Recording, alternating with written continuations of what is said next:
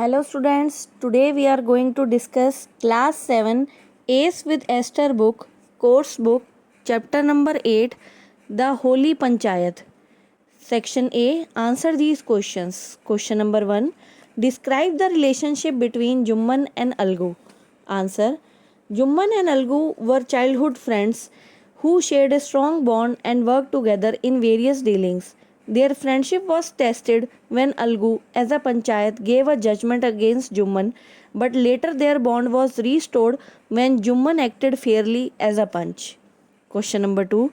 What was Jumman's behavior towards his aunt? What step did the aunt take?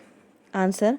After receiving his aunt's property, Jumman treated her poorly, selfishly, arrogantly, disrespectfully, and stopped caring for her. Upset by his behavior, the aunt asked Jumman for a monthly allowance, and when he refused, she decided to take the matter to the panchayat for justice. Question number 3. How did the judgment proclaimed by Algu impact their friendship? Answer.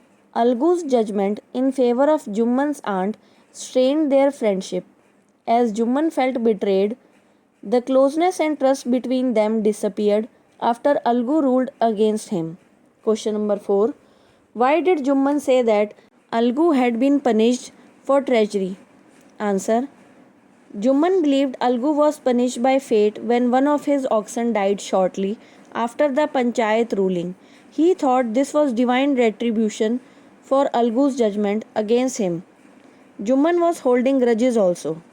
Or we can write another answer like Jumman said Algu had been punished for treachery because Jumman held grudges against Algu since he gave a judgment in favor of his aunt but not in favor of Jumman. Question number 5. How was the altercation between Algu and Jumman settled? Answer. The altercation between Algu and Jumman was settled when Jumman, acting as a panch, gave a fair judgment in Algu's favor.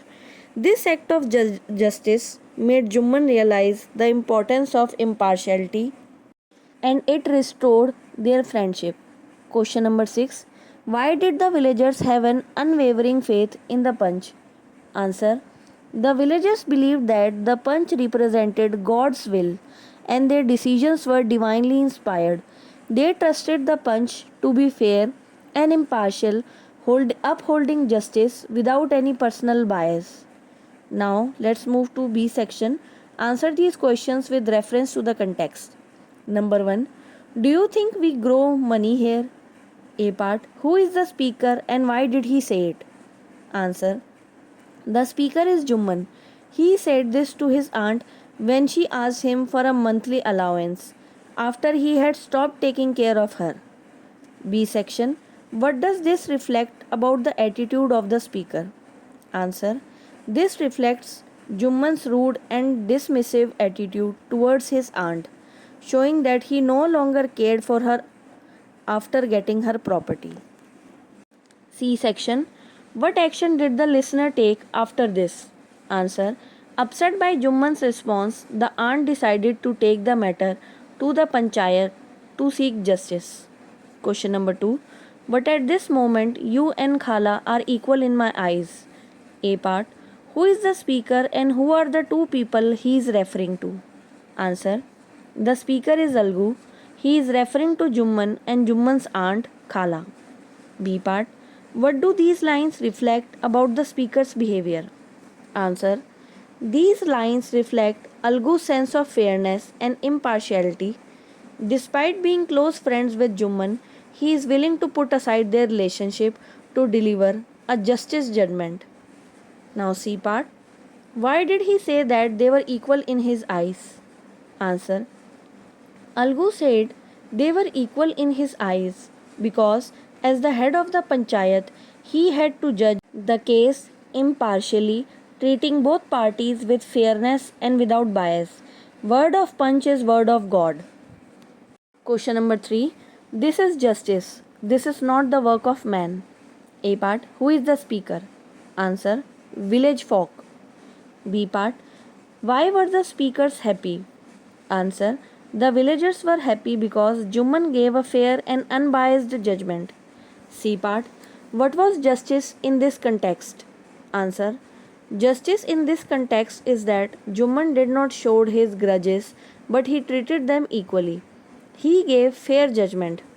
Now let's move to think and answer. Question number 1. Do you think that personal opinions and biases should come in the way of justice? Discuss. Answer. No. Personal opinions and biases should not interfere with justice.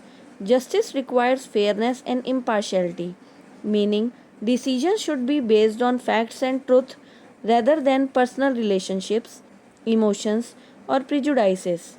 In the story, Algo and Jumman both set aside their personal feelings when acting as a punch. Algo ruled against his friend Jumman, and later Jumman ruled in favor of Algu despite their differences. This shows the true justice must remain objective, free from personal bias, for it to be fair and trustworthy. Now, question number 2. Describe in your own words the special attributes given to a punch. Answer. A punch is seen as a symbol of fairness, wisdom, and justice. When someone becomes a punch, they are expected to rise above personal feelings and relationships, treating all parties equally. They are believed to represent the voice of God, meaning their decisions should reflect the truth and righteousness. A punch should remain impartial, focus on the facts, and ensure justice is served without any bias or favoritism. Their role demands honesty, integrity, and the ability to judge based on what is right, not personal opinions. Question number 3. An awareness of the burden of a responsibility often alters our narrow outlook. When we lose our way, this awareness shows us the light. Explain this statement in the light of the story you have just read. Then write your personal experience to support the statement. Answer. This statement means that when someone is given a responsibility, they often realize the importance of being fair and just, even if they were biased before. In the story, Jumman initially held a grudge against Algu, but once he became the punch, the responsibility made him reconsider his feelings and deliver an unbiased judgment. In my own experience, when I was chosen to lead a group project, I initially favored my close friends for tasks. However, realizing the responsibility of delivering a successful project, I set aside my bias and assigned tasks based on skill and effort, ensuring fairness for everyone. This shift in my perspective helped the group perform better. Thank you. Now the chapter is complete. Please like, subscribe, and share my video.